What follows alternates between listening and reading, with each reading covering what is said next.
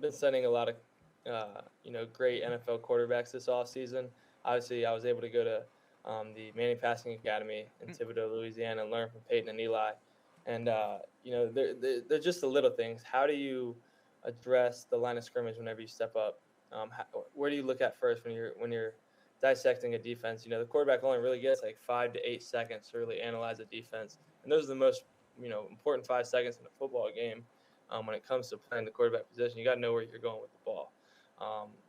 That's been big for me. How does Tom Brady act after a loss? He's got such a winning mentality and always seems to bounce back. How does he act after a loss? How does the quarterback act after he turns the ball over and he goes over to the sideline? Who does he talk to? Is he complaining, throwing his hat? You got to get these guys back and lead an offense and go win a football game. So it's all these little intangible things. Watch film with the offensive line.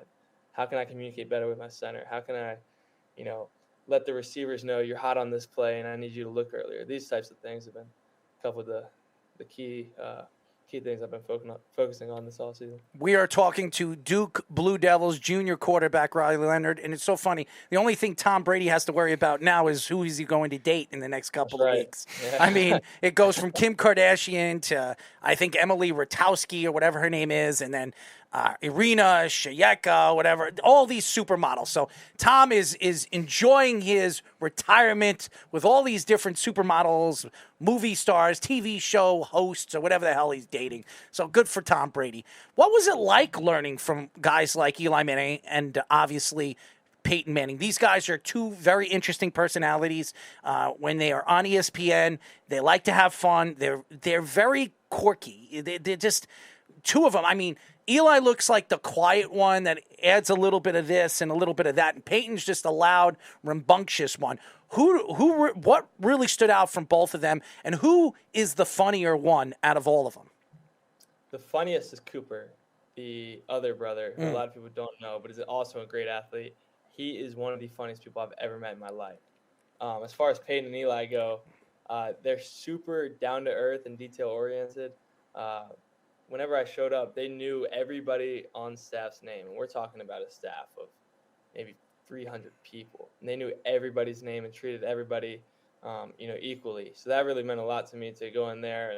And, I've never met Peyton or Eli before. And, they come up to me, dap me up. What's up, Riley? Go over to the water girls and know all their names.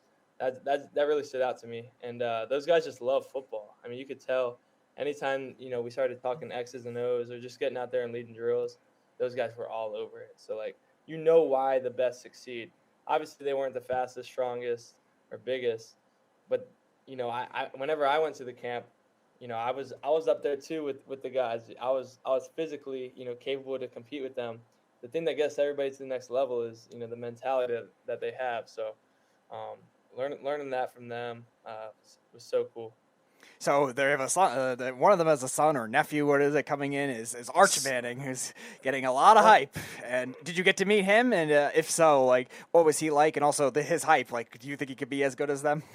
Yeah, I was able to meet him on Thursday. It was a Thursday through Sunday camp. He had to go back to Texas for some Texas football event that they had, but he was there Thursday night.